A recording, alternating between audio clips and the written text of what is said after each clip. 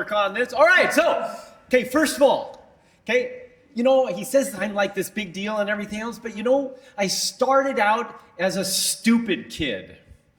No, really.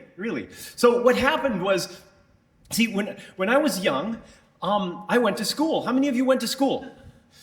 All right, okay, that's good, okay. And the thing is, though, that, in my school, the teachers, they kind of compared me and my skills with math and reading and spelling with all the other kids. And, well, quite honestly, I didn't really compare.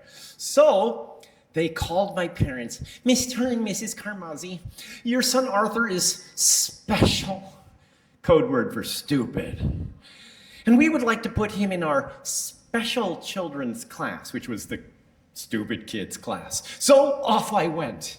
And, there was this teacher, her name was Mrs. Kelly, and she was like so sweet and so kind. And she's like, really giving me a lot of attention because I'm stupid. And it turned out the more stupid that I acted, the more attention I got. And guess what? I like attention. So I learned to be even more stupid.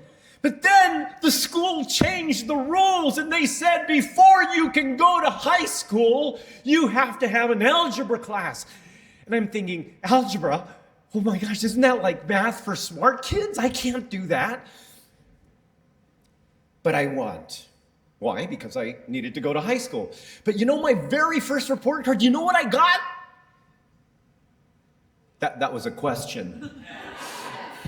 I got an F! Of course I got an F. I was a stupid kid, right? But this was something different that happened. My 8th grade algebra teacher told me to come up next to the next to the blackboard. Okay, I'm not going to date it. But so he wrote down a simple algebra problem, and he said, can you solve this? And what did I do? I did what all the teachers always told me to do. I started to show my work. He said, no, don't show your work. I just want you to look at it and try to tell me what you think the answer is. And I said, well, it's this. And he said, that's right. And I said, okay. And then he put another simple algebra problem in there, and he says, what do you think the answer is? And I said, it's this. He says, that's right. He says, Arthur, how would you like some extra credit so that you can kind of bring your F up so that next semester you'll be okay? And I said, well, yeah, I like extra credit. And he says, no problem. All you have to do is every Friday, we're going to have a little contest, and you get up in front of the entire class, and you do exactly what you just did now, but you're competing with some of the other students. And you want me to come up in front of the other class and, like me, the stupid kid? And he says, yeah. I said, okay. And so Friday came up, and it turns out I'm really good at this game. But here's the difference. I was good at this game in front of all of my classmates. And, after a while, after 3 weeks or so of constantly winning this little game, some of these other students come up to me and they say, hey, Arthur, can you help me with my homework? And I'm thinking, oh my God, these people think I'm smart. So I said, no, my mom, she's kind of like waiting for me, sorry, okay? But then one day, Lynn Pachalski, this beautiful 8th grade girl, comes up and says, Arthur,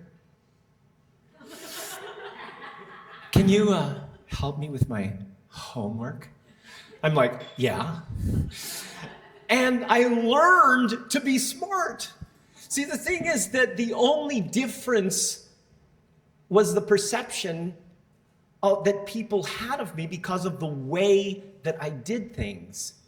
Have you ever had some really great idea or you've got something that, not just a normal idea, like something awesome, something game-changing, and you're like, wow, I know this idea is going to be really cool, and then you tell it to people and they go, what? And they just don't understand you. They don't get you. They don't understand how you think and how you work. Have you ever had that? And so a while ago, I managed to get myself $500,000 in debt, which really sucked. I do not recommend it. Do not try this at home. okay? But it made me get a job, like a real one where you work for a company and stuff. So I got this job, and I go into this thing, and have you ever had a job? I mean, I know that a lot of you are like entrepreneurs, and this is Bali, and like most of you haven't had a job for like a really long time, right? But have you ever had a real job? And so I go into this job. When you have a job, it's like, wow, you're thinking I'm going to, 5 years into the future, I'm going to be the CEO of regional, and I'm going to be like this, and, next year I'm going to be like this. And I was so excited. You remember being excited when you first got your job? You remember that? And then 2 weeks later, you notice like all these little things are going on, and everybody's like blaming each other, and like these people are blaming these people, and the finance people are blaming everybody else, and everybody hates the finance guys anyway, so they blame them. And so you've got all these things, and I'm thinking, my gosh, what is wrong with these people? But I thought, okay, no problem. I'm very positive. I can fix this. I can get through it. Okay, and then I come up with ideas, and I share them with other people, and they'd look at me and say, we understand you're new here, but we're very busy. We got our own things. You got your things. You do your thing, we'll do our thing. But I knew I could make a difference. I knew it. And so 4.5 months later, you know what happened? That was a question. What? Well, yeah, I didn't get fired, okay? But you know what happened was that without even realizing it, I started blaming people. And, I was like, oh, these people are like that, and these people like this. And then people would come up to me, hey, Arthur, can you help me? I was like, no, look, you do your thing, I'll do my thing. I got sucked in. And once again in my life, I became an underachiever. Have you ever known that you can really do more? I mean, really do more. I mean, be in a situation where, it's like people just don't really kind of understand you, and you can really achieve more. Have you ever felt that? But you maybe felt a little stuck? That's where I was. I was stuck. And I started becoming this underachiever, busy work kind of person. Those people that, just are so annoying because they're not really doing any real work, but it looks like they're working? That was me.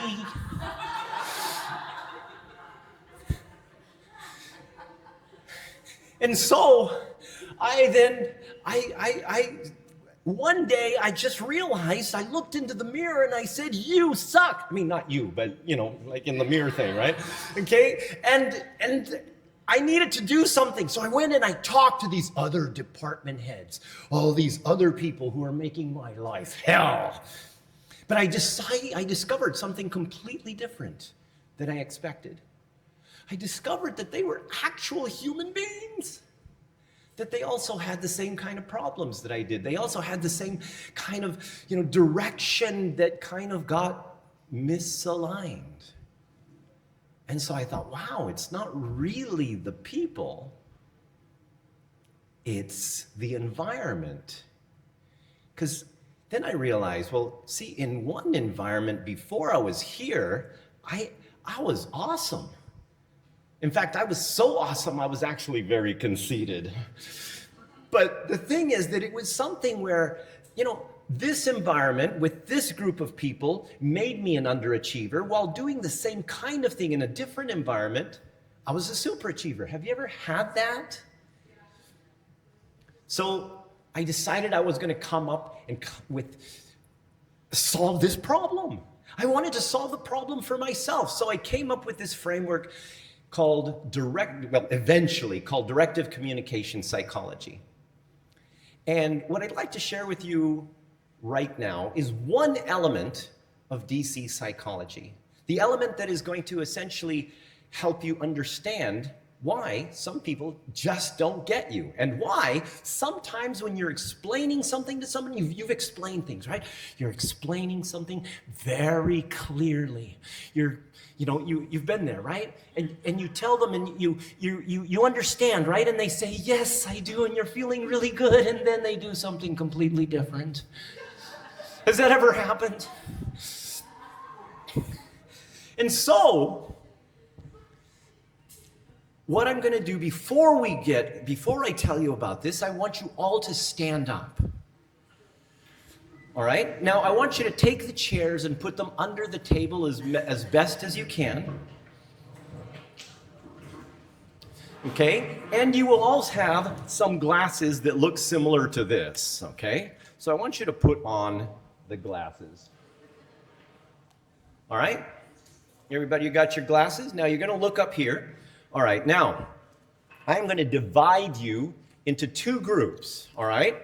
We're going to go, all right, we're going to get this group's right there. Let's see. Gentleman in the green shirt, what's your name? Peter. Okay, see, everybody from Peter forward, you're group A. Okay, everybody behind Peter is group B. Okay, so you got to make sure you look and see who is on your team. Peter, you're in group A. All right, just to make sure you're not like in no man's land. All right, so everybody behind Peter, you're group B. Everybody got that? You understand? Okay, and we have light here, right? So people can see me. All right, so here's what's going to happen. All right, in a moment, I am going to show you two arrows. Okay, group A, you are going to go in the direction of the light-colored arrows. Now, don't run, because then we're going to cause accidents, and they're probably not insured, so don't run. Okay? Now, group B, you are going to go in the direction of the dark-colored arrows. You guys know? Okay, raise your hand if you think you're in group B. Okay? No, you're in group A. You're on the same line as Peter. Come forward. Just take one small step. There you go. Oh, okay, good. Group A. All right, ready? Okay, Group A, raise your hand. Group A, raise your hands. Okay, fantastic. Okay, so let's say, for example, if you see the Group A, if you see the light-colored arrows, everybody has to touch this wall over here in order to basically win this game. Okay, if you see the dark-colored arrows, you have to at least touch whatever is on this side of the wall. Okay, don't have to jump on top of this stuff. All right, you ready? Okay, I'm going to put this down for a moment. All right, so let's see, make sure I got the right. Okay, you ready? Yeah. Okay, Group A, what color arrow? What arrows are you following? Light. Group B, what arrows are you following? Light. Okay, ready, go!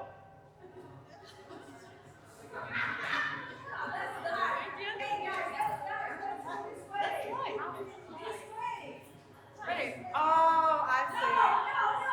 No, that way. That way. Because it's the clear one, but we're meant to go that way. That way. Group A, this way. Group A, come with me. Okay, he's pointing that way, but the color says this way. Come this way, Group A. Group A, come this way. All right, okay, so here's what happened, okay? Obviously, we had one very passionate leader here. And she managed to convince at least one person to, even though this, sorry, what's your name again? Hero lady? Kat. She managed to convince Kat. Kat knew she was wrong. Kat knew, no, this is the wrong direction. But she followed her anyway. Okay, so what happens here is that, see, you will notice that sometimes people are they're arguing. No, you should go this way. No, we should go that way. No, it's the wrong way. That's the wrong way. No, follow me. This is the right way. Okay, and then you've got the other people over there that are just kind of standing in the middle. It's like, I don't give a fuck. And then you've got everybody else that decided, well, we're just going, even though it doesn't matter, we're just going to go all in that direction because everybody else is here, so might as well just follow the crowd.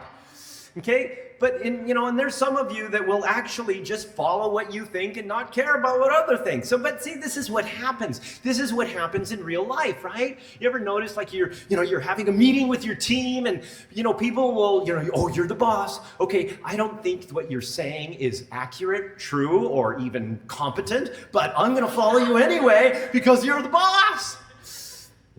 Okay, you guys can sit down now, but I'm going to show you this in a moment. No, nobody will see. In a moment, I'm going to show you what this means. Here. All right. So sit down, and I want you to change. Look at these right now. Look at these. Look at them. Okay? With the colored glasses. Now I want you to change your colored glasses. Change them. Change them with somebody next to you.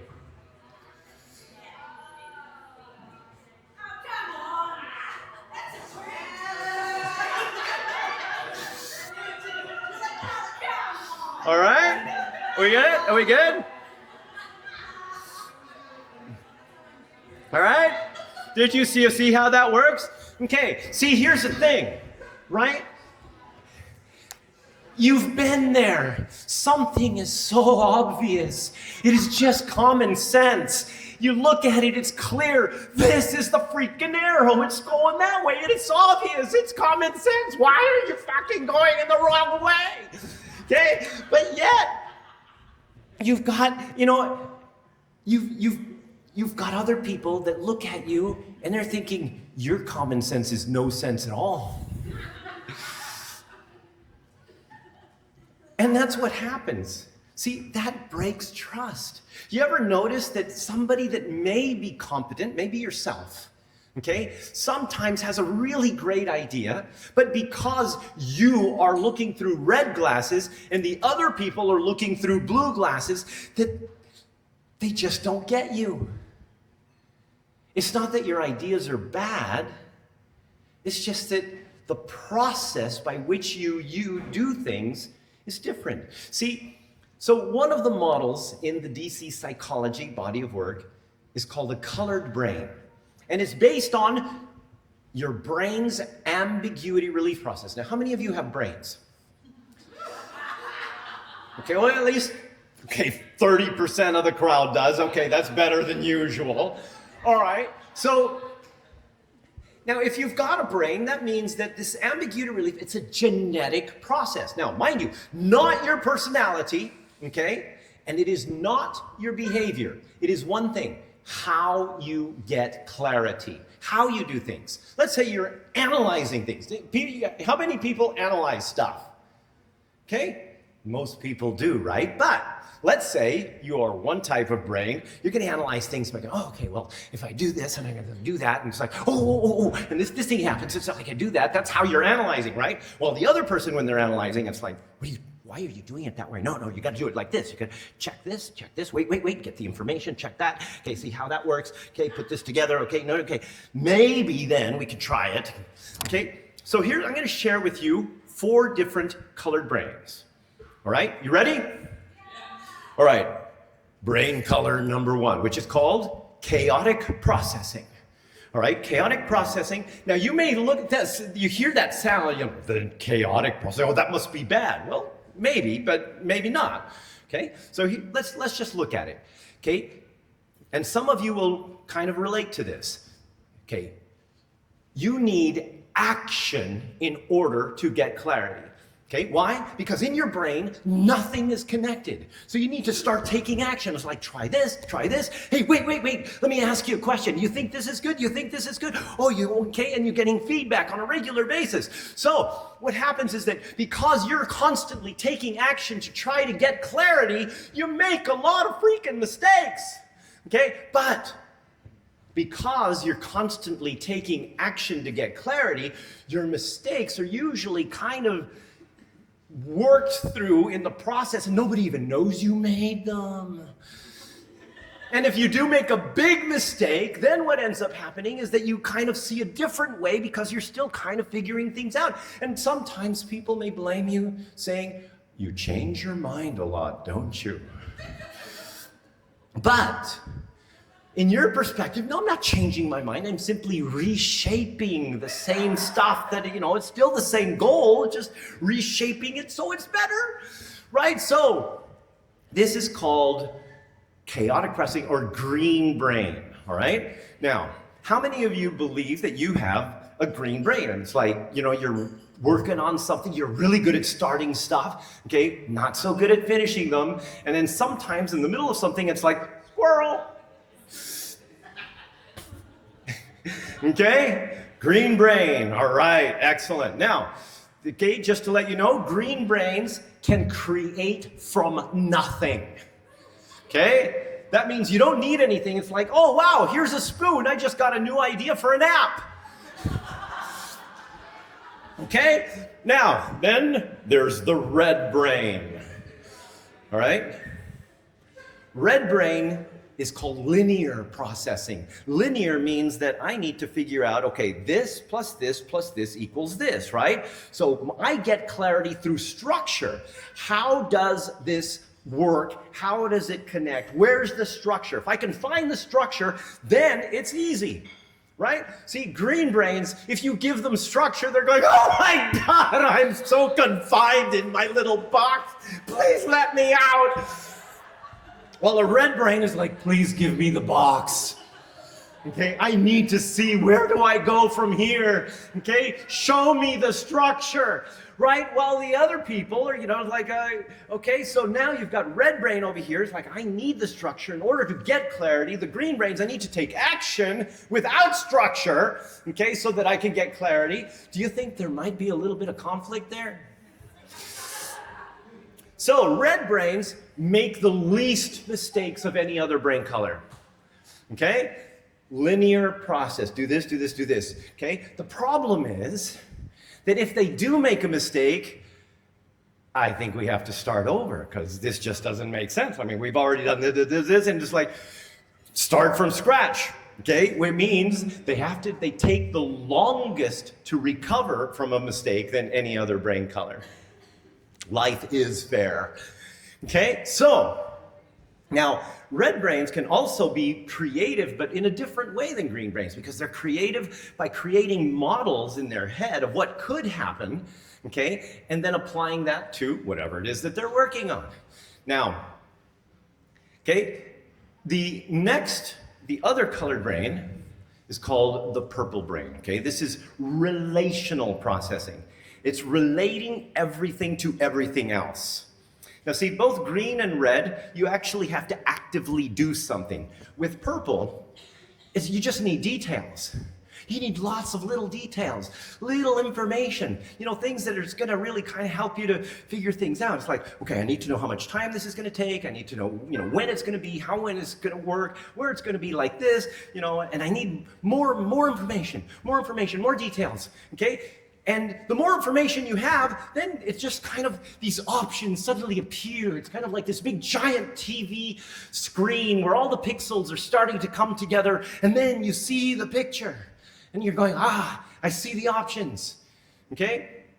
Now, with a purple brain, okay, or relational processing, sometimes they're misunderstood. See, it takes a lot of time to get all of this information. And so sometimes people just like, is it done yet? Are we there yet? Is it done yet? Okay, and basically you end up creating this situation where you know that you need to do this, you need this information, but people just don't really kind of appreciate it. So, how many of you think that you're purple brain maybe? Okay, lots of information gives you options, and then you choose the options. Okay? Nobody? Maybe one, two? Okay, there you go. Now, the final one is the blue brain. This is intuitive processing. See, you know what intuition is, right? It's when the universe gives you the direction in a spiritual way to determine your way to go. At least that's the UBA definition. But in reality, intuition is essentially accessing memory and that you don't know you have. Let's say, for example, 2021, you are in the supermarket. This is, since we're talking about COVID, right? Okay, you're in the supermarket, okay, before the lockdown, or one of those little moments where they allow you to go out, and you're buying cantaloupes, but behind you there are two people talking. You don't really pay attention because you're focusing on your cantaloupes. But then 3 months later, you hear something about Bitcoin. It's like, Bitcoin, yeah, that sounds familiar. I'm going to buy some Bitcoin, okay? And suddenly, 6 months after that, you have made 8 times your money, and you're like, whoa, people are saying, how did you know? And you say, well, it just felt right. But in reality, those two people that were talking behind you, they were Bitcoin specialists talking about the market trends and all of these things. And you didn't pay attention, but your subconscious did.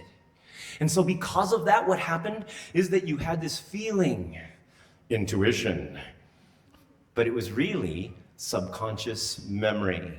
So blue brains will get more clarity or through their ability to reflect on things that are going. So with a blue brain, see, they're very intuitive and even to a point where empathetic in some cases. So that means that sometimes, okay, they'll be talking to people and people will be telling them their problems, and they're probably really good listeners because they're empathetic, but then they start taking on other people's problems as their own.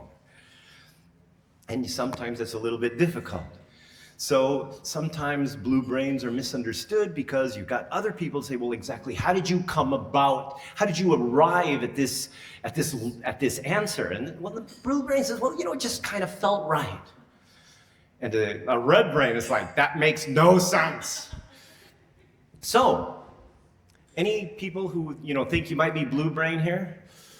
All right. So we've got greens. Okay, greens, raise your hand. Okay, if you think you're green. Red. Okay, linear processing. Okay, if you think you're red. Okay, logic, structure. Okay, purple, which is basically now connecting back to the detailed information. Okay, and then finally blue, who is connected with a kind of a sense of things that are going. All right. And I'm guessing the rest of you that didn't raise your hands have no brain. So here's the thing. If you can really understand yourself, if you understand who you are, is it easier to be able to manage your expectations about others? So that's kind of the whole point, right? It's not about other people. It's about who you are. If I know that I'm green, okay, guess what color I am? Okay, I just made this shit up as I came up here, right? So okay, so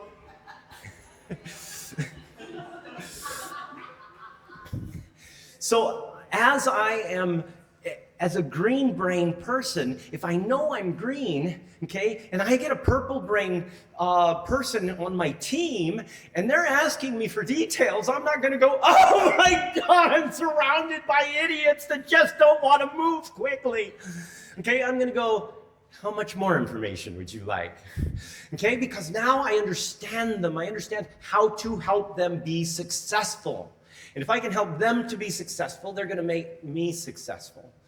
Okay, so by managing your own expectations so you don't kill people, and that includes your love relationships and all of those things, okay, then you're able to create synergistic teams and help other people to essentially be the best of themselves. Rather than trying to be, oh, I'm green brain, so therefore I should learn to be more red. No, be the best green you can and get other red brain people to help you achieve your stuff. Okay, so with that, okay, from going from stupid kid to now we have over 980 licensed coaches and trainers who use this methodology and all our online tools and everything, in their businesses, okay, simply because I wasn't understood in the beginning, and now I have helped myself to understand who I am, and helping others to understand themselves as well. So with that, I leave you with one question. Do you want a free test? So anybody who wants a free test, you have to send me an email at arthurc@carmazzi.net, CARMAZZI.net, and I will send you a code that is going to give you a free test. But I'm going to send you a code that's going to connect all of you. That means you'll be able to see everybody in this room, and you'll see their color, and you'll also be able to click on the little button and find out how to better communicate with them, how to have better relationships with them, all of this little stuff. So I'm going to connect all of you in this code, and that way you can also network with each other and know each other's colored brains. So Arthur, ARTHURC @carmazzi.net, free test for you. Thank you very much.